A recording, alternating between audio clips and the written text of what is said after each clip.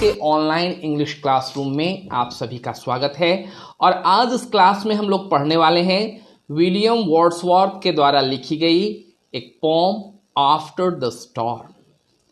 Students, this is a very beautiful poem, and in this particular poem, the poet Wordsworth has depicted the scene after storm and rain. Right? This poem describes the morning after severe storm. And now in this morning, sun is shining very brightly, birds are singing, right?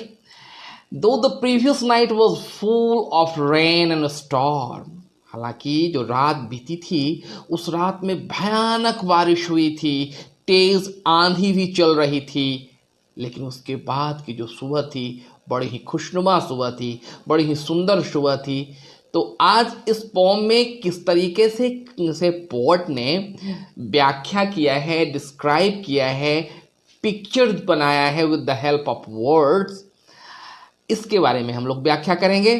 लेकिन इसकी व्याख्या शुरू करूं इसके पहले अन्य दिनों की तरह आज फिर मैं आप लोगों से रिक्वेस्ट कर रहा हूं, जो हमारे इस चैनल पर नए हैं या जिन्होंने अभी अभी हमारे इस चैनल पर ज्वाइन किया है, अभी का अभी मेरे इस चैनल को सब्सक्राइब करें।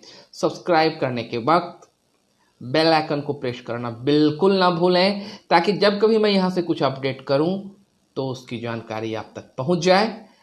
ठीक है, तो चलिए आप इस चैनल को सब्सक्राइब कीजिए और मैं अभी अभी आप लोगों के सामने इस पोम की line by line, word by word व्याख्या करूंगा। ठीक है,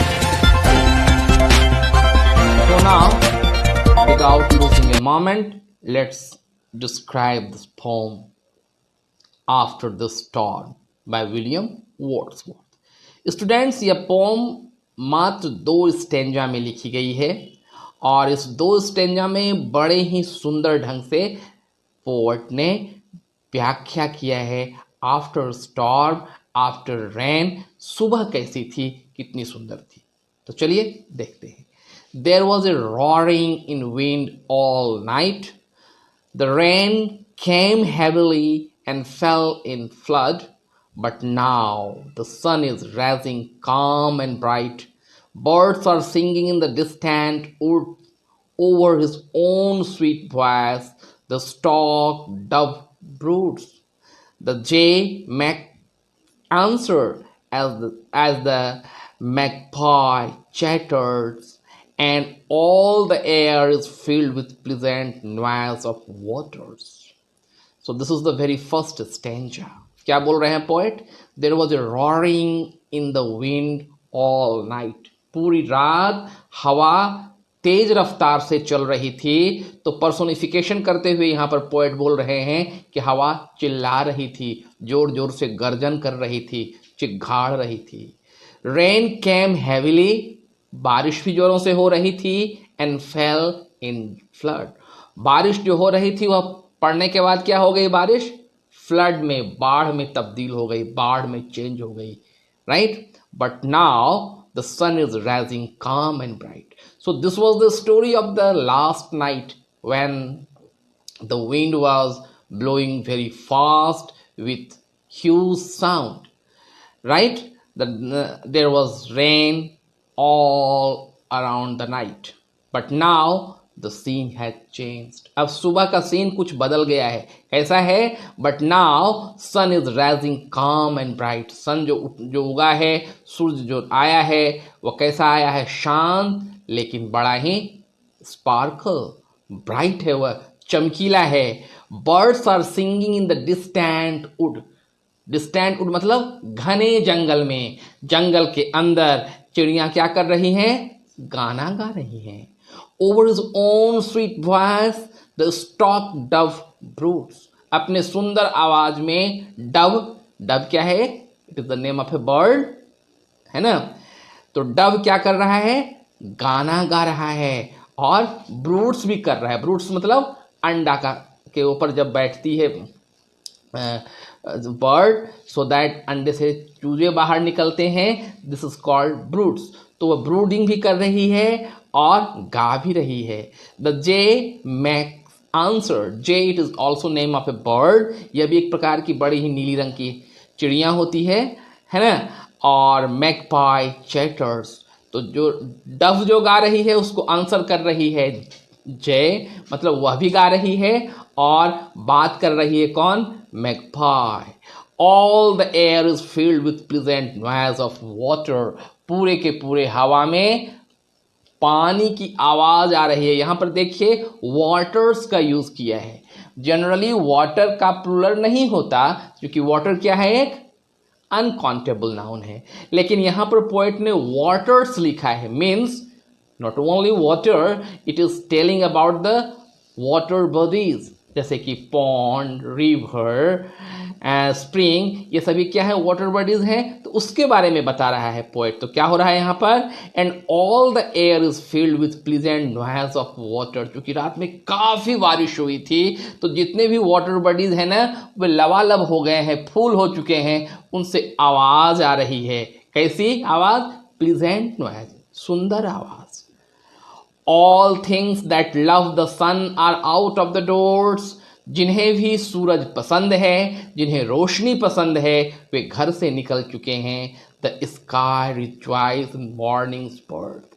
आसमान भी खुशियां मना रहा है। क्यों, अब सूरज निकल गया है।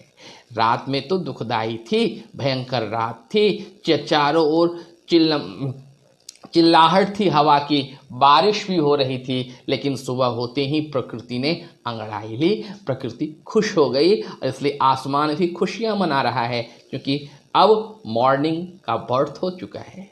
Grass is bright with rain drops.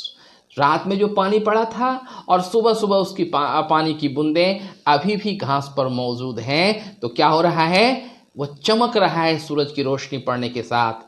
On the Moore's, Moore's मतलब दलदली इलाका, जहां पर लैंड भी है और वाटर भी है, राइट। तो यह मूड्स में hare is running race in her mirth. Mirth मतलब खुशी, आनंद, एकदम हाईएस्ट डिग्री ऑफ प्लेजर, खुशी होकर हेयर जो है, खरगोश जो है, रेस लगा रहा है, दौड़ रहा है।